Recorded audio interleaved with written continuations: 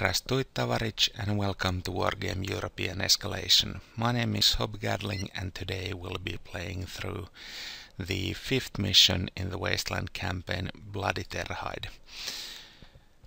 As I have already unlocked all the fighting units I'm going to need, no more unlocks are going to come during the rest of this campaign. With that said, let's get to the cutscenes.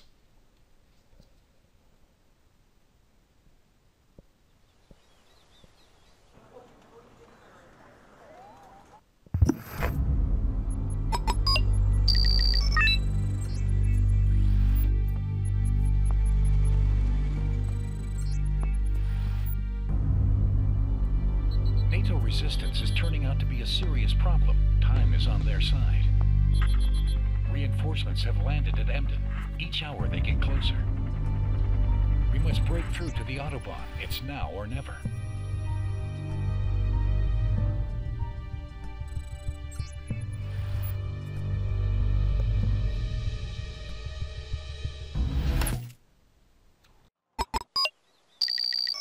We outflanked them at Amdorf, but they're not panicking yet. They're holding their ground. He surely thinks we'll keep taking the same route we did today. So we'll switch the axis of attack against Terheide in hopes of surprising their flank.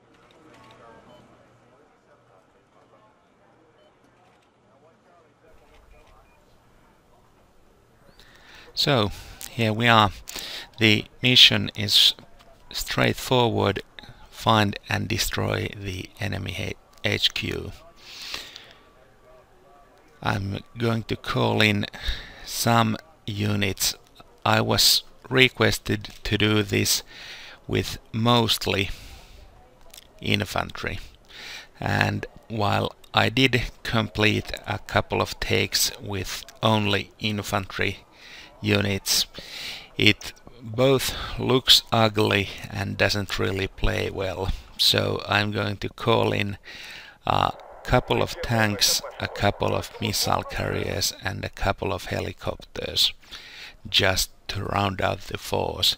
The rest of my units will be infantry in various configuration. Oh, and of course one book, SAM-site. This particular unit is the dread of all NATO commanders. It has a range of 4 kilometers and you don't see it until it launches the missile. So in effect it creates a huge umbrella of air coverage for Warsaw Pact troops. Also, it effectively prevents any flanking maneuvers with airborne forces or similar things. There are ways to take out books, artillery or massed cheap helicopters both work, but it's still a good insurance against any tricks, and for the price it's one of the very best anti-air units in the game.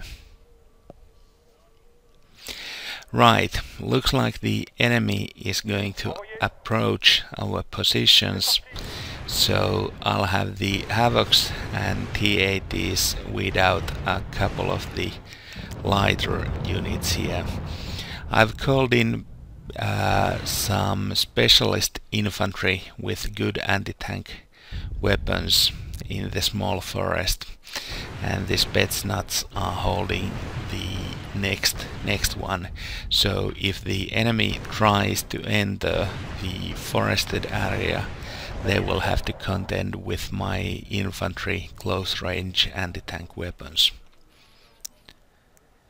In addition to T-80Us, I've called in a couple of AMX-32s.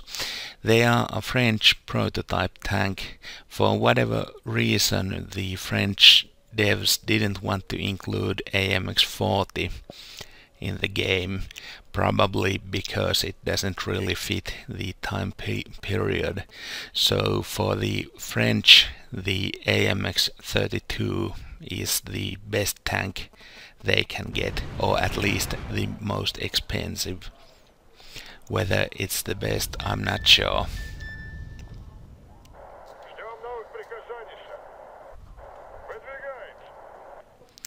A couple of BMPs and ATGM teams on the flank should be able to get a good shot on the enemy units massing in front of us. Most of my heavy forces are on my left flank, so if the enemy tries to rush on us head on, we don't really have much else except infantry to hold the line. Of course, the helicopters are quick to relocate.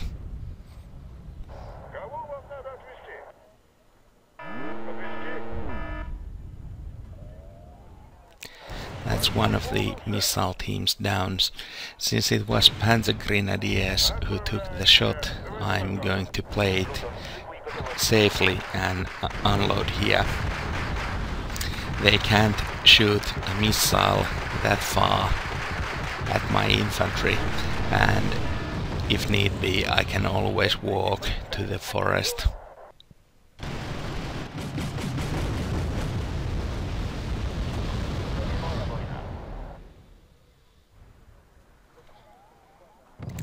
That's the first attack on the forest repulsed.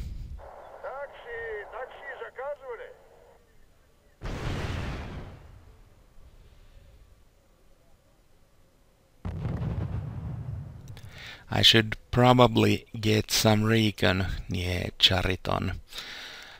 I might benefit from an early warning period. I think I have pretty good coverage over there, but one extra recon isn't going to hurt.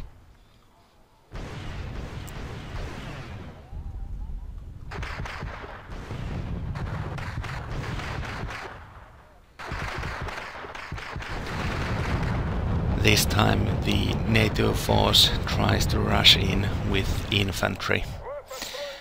Normally I would have maybe a couple more guns taking out the infantry at longer range, but as it is, I have the Piekhotatsmek troops in the forest. They're in a good position. The first Jägers are already routing, and as a backup I always have the Spetsnaz forces, which are really hard to beat when they are in good cover.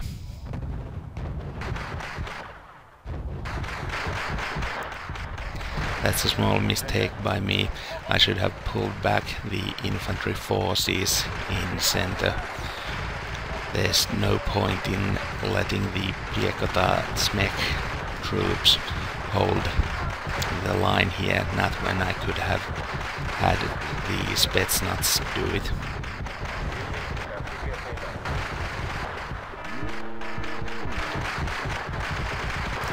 Again, Spetsnaz has these napalm launchers that are usable against enemy infantry.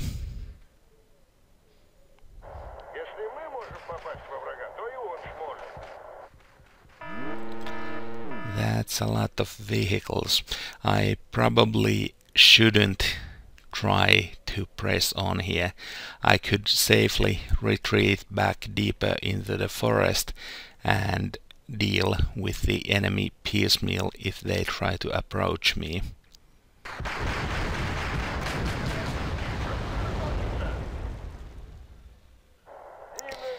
I lose one of the 3 squads quickly for no gain. So yes, I should have retreated deeper into the forest. I have a good trap here set up with all my forces. We are in a roughly U shape, so the enemy has to advance into this pocket we've created.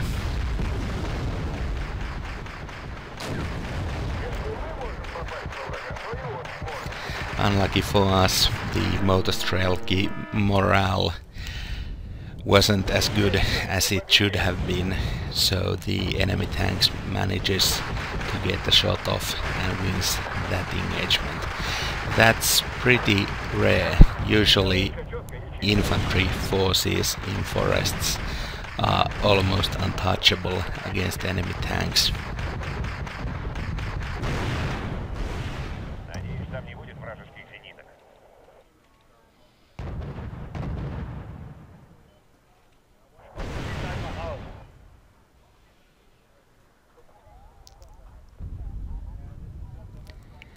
That's the last Leo in sight down.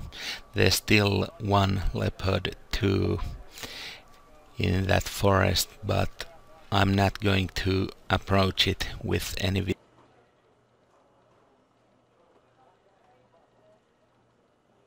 match it that way.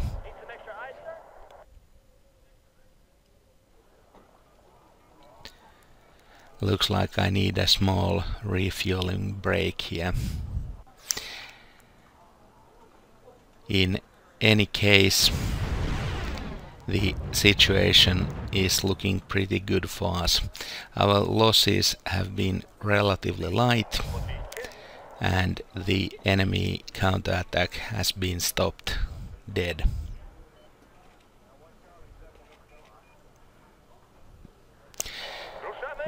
This is one of the missions where I would have preferred to get a little more reinforcement points. Holding one area with 1 point doesn't really give us much to play around with. For the most part, it's not a big deal. We have quite enough troops on the field already. But infantry is in constant need of resupply, so some more supply trucks would have been nice.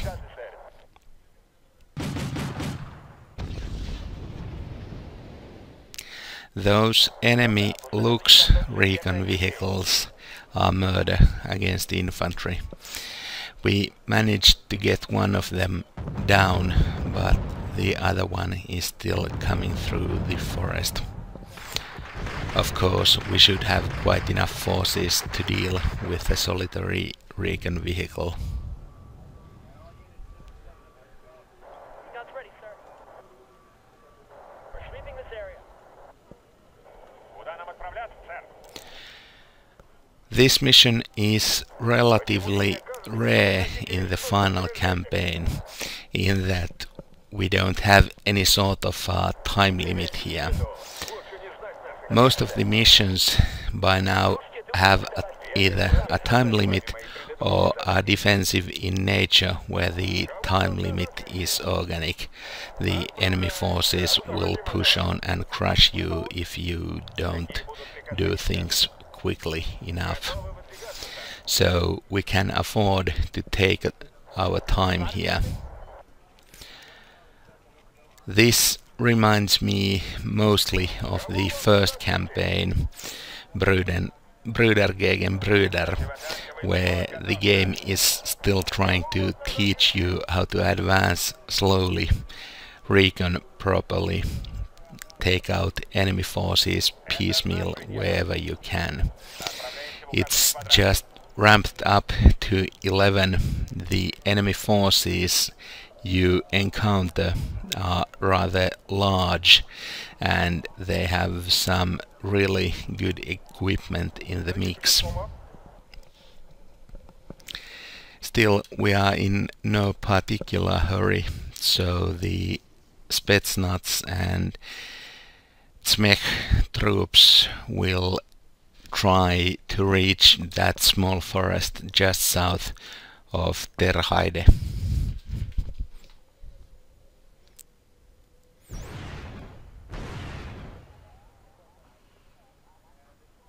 I'm pretty sure the game misspells Terheide. It's supposed to be spelled with a J, but I'm not sure. It probably has several spellings. The only thing I could find for Terheide when I tried to Google it were the chess opening variant of Sicilian called the Scheveningen and the Battle of Scheveningen in the 1700s, where British maritime troops engaged Dutch fleet and won the First Anglo-Dutch War. Of course, the battle in itself wasn't decisive enough, so a next war was coming a couple of years forward. But that's not important for what we are doing here. I'm going to split up the Spetsnaz as usual. I'll get better coverage, and I don't risk losing as many if I bump into enemy forces. Those rocket artillery batteries were a stroke of luck for me, so of course I'll take it there. Still, there are a couple more batteries somewhere around Terheide. I'll just have to take it slowly and carefully. This mission is easy enough to complete without any losses. The helicopter troops I have are good enough to completely clean the map without any supporting units. But as it is, I'm going to use the rest of the forces we have here. If nothing else, it makes for a more interesting game.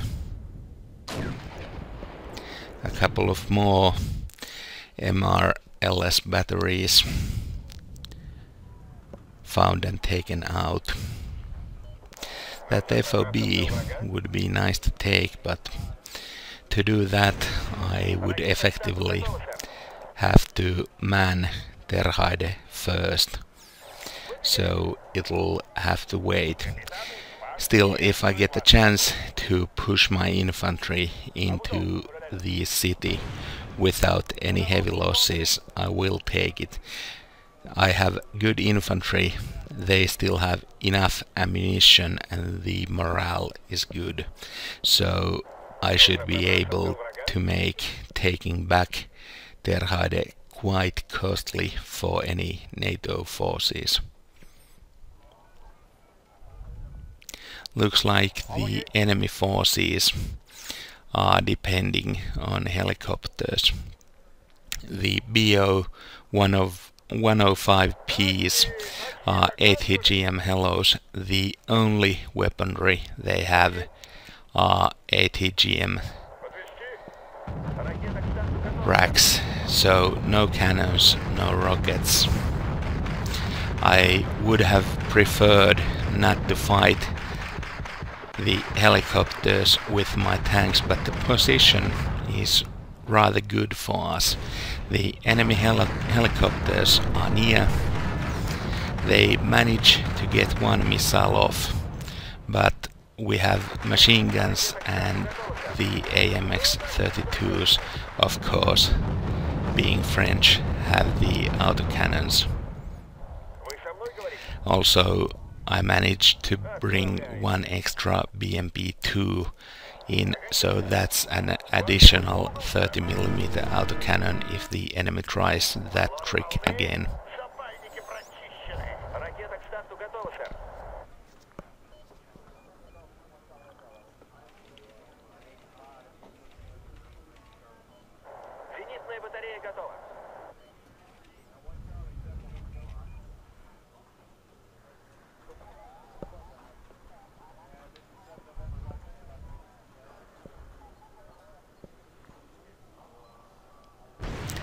the buck is aiming and the powerful missile takes all the enemy helicopters down in one shot. I'm relatively sure that's not possible in real life, but strange things happen in war. Also, this is one of the reasons the book is so feared. The power of the missile it shoots is enough to take down most of NATO helicopters in one go. With a good shot, it's possible to take down several in one go.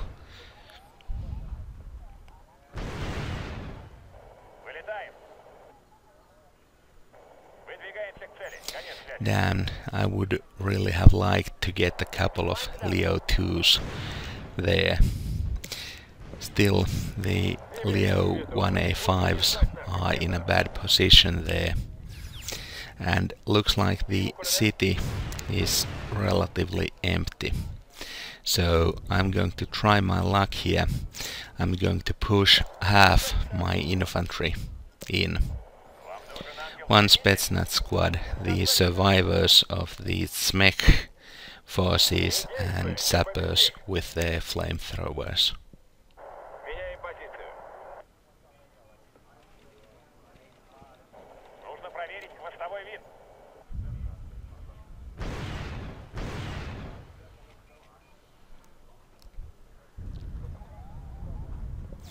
That's probably the last rocket artillery battery inside there, but it'll have to wait.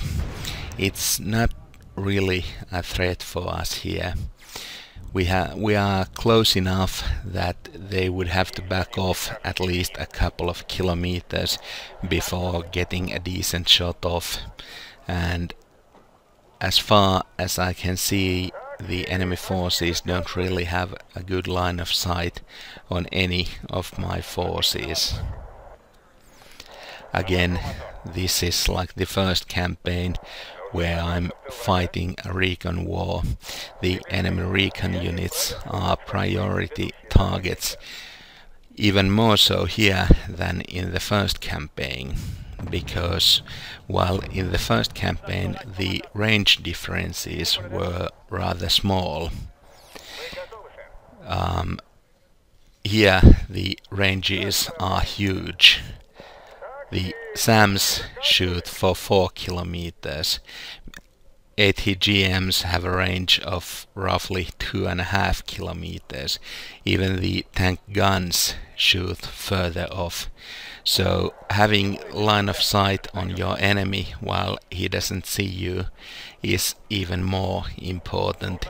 You can easily outrange the tank's own LOS and take pot shots at enemy forces without them being able to do anything.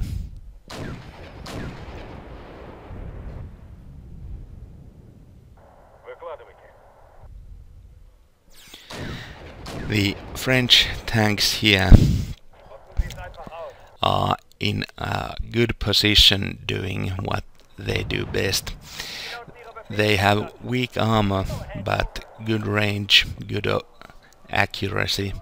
So while the enemy doesn't see me, I'm going to take pot shots and destroy as many enemy tanks from range as possible.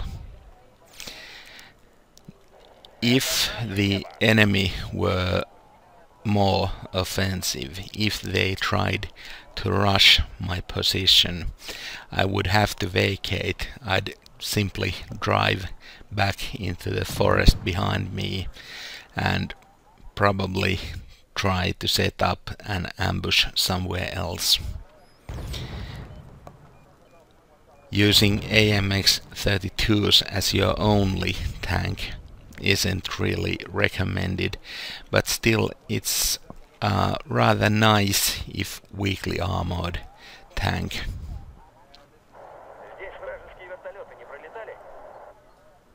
Отлично вас слышу. До дома на цели.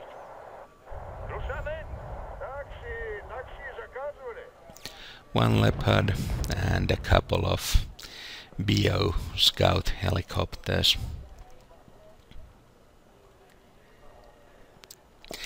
Still, there still might be more enemy forces in the side of the town we don't yet control, so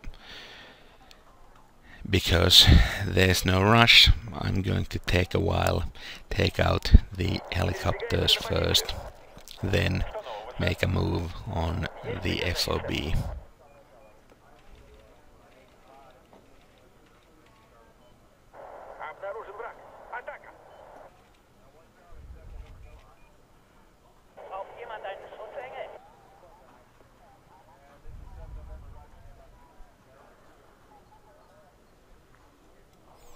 Just to be safe, I'm calling more infantry into Terheide.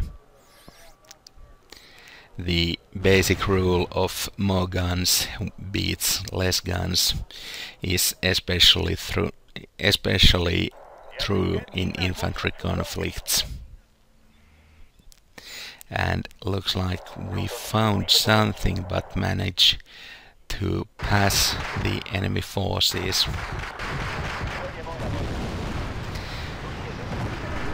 This conflict should massively favor us.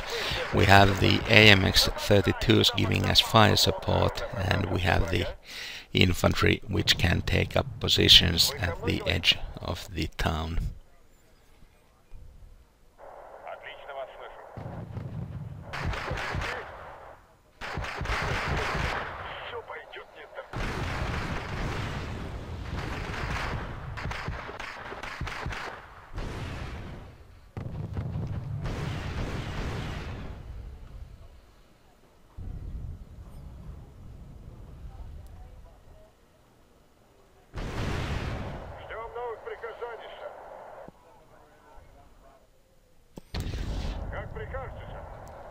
I got the buck into a good firing position, but looks like it missed.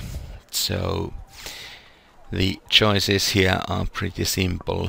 Either rearm the buck, which is what I'm going to do, or rush in close with the AMX-32s, take out the enemy scouts with autocannons.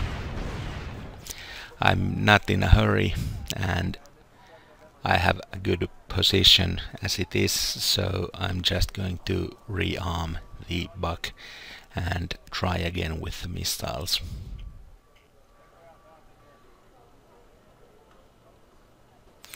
Also, that's the rest of the rocket artillery.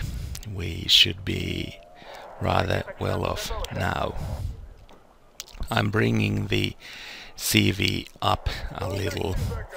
I doubt it's going to make much of a difference anymore, but as a matter of good play, I'm still going to drive it up to Chariton. It nets me more points, and more importantly, the reinforcement route is much closer to me, which is especially important if I try to send in small infantry units of 2-3 squads.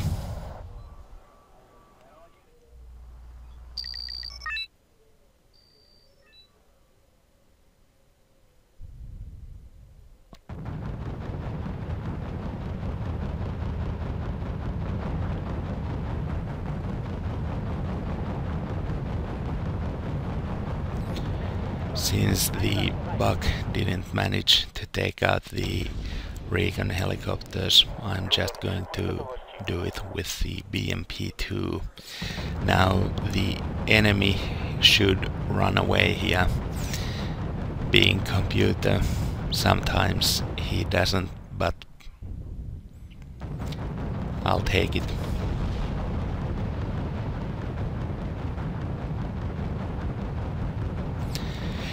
Every force in this game, no matter what you are doing with it, should have a couple of autocannons just for the versatility of it. They are average against most every target in the game, and that's something that even tanks usually can't say. Tanks are powerful because they are good against everything.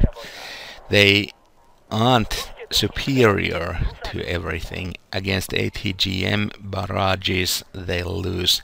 Against infantry in close range they'll lose. Against gunships they don't really have many good options, but still they are so versatile, and most often the most important thing in winning a fight is that you have something that can hurt the enemy forces, as we've seen so many times before.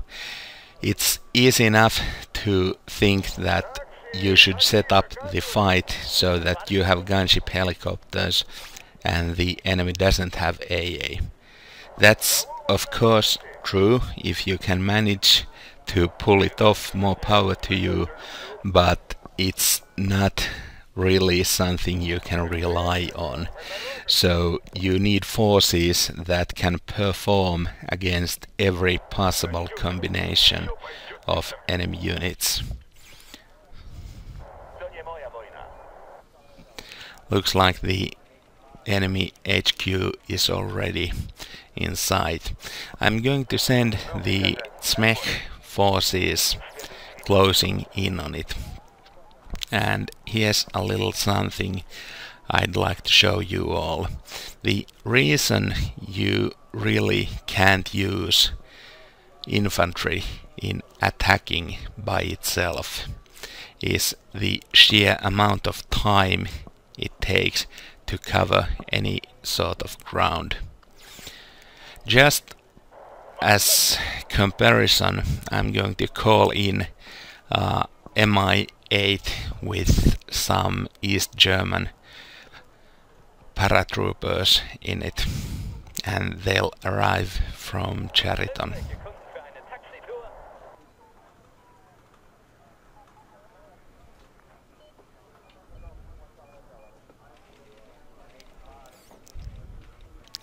The infantry mobility is something you can do when you have lots of time and lots of cover. Cover is especially important. In a huge forest there's no reason you can't just dismount and start flanking the enemy forces. And if it takes 2, 3, 5 minutes, that's fine. Anything you meet in the forest you have an upper hand against, except maybe enemy infantry, but still you're even.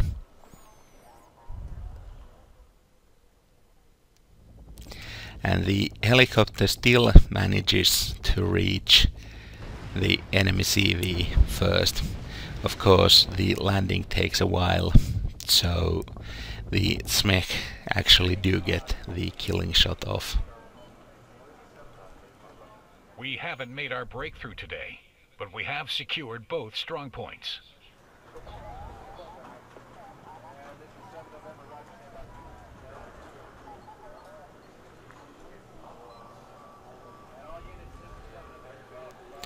And that's it for this mission. Now, I said earlier it's possible to complete this mission without casualties by taking in a lot of good expensive units. That's true, but there's one considerably good thing in using a lot of infantry, and that's the risk-reward ratio. The Motostrelki units are cheap. The Havocs are expensive. So if you're going to lose units, it's better to lose a couple of cheap ones than one expensive one. Until next time, this is Hope Gadling signing out. Peace.